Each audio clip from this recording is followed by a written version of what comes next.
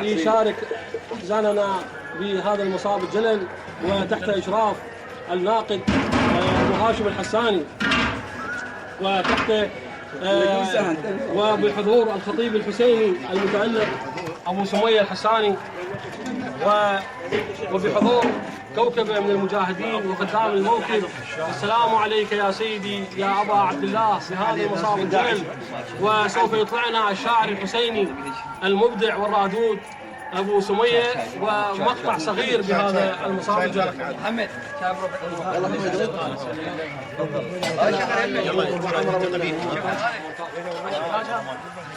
يلا محمد صلوات على محمد وآل محمد.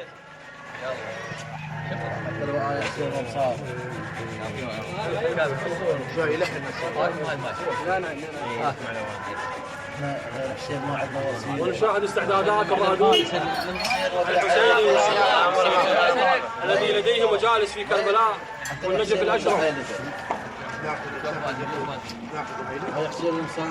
احنا غير يصير ما عندنا وسيله.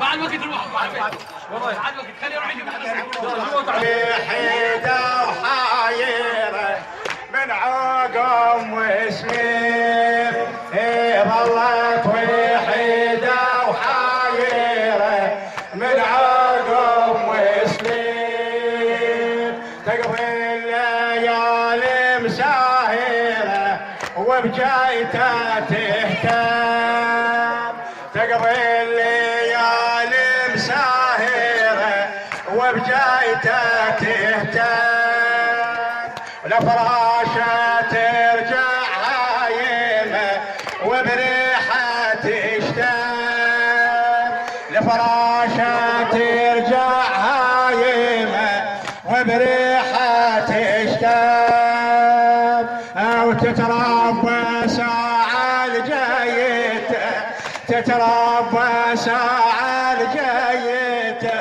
وتخفى على ايده، وتخفى على ايده، من حاجة تبكي قلوبه وتنحب حميده، من حاجة تبكي على قلوبه وتنحب حميده، للكوفة مسلم الراحل ظلت وحيدة، للكوفة مسلم الراحل ظلت وحيدة، ظلت وحيدة وحايرة من عقم مسلم، ظلت وحيدة وحايرة من عقم مسلم، تقضي الليالي مساهرة وبجايتها تهتم، وبجايتها تهتم، لفراشة ترجع هايمة، لفراشة ترجع هايمة وبريحة تشتم، وبريحة تشتم،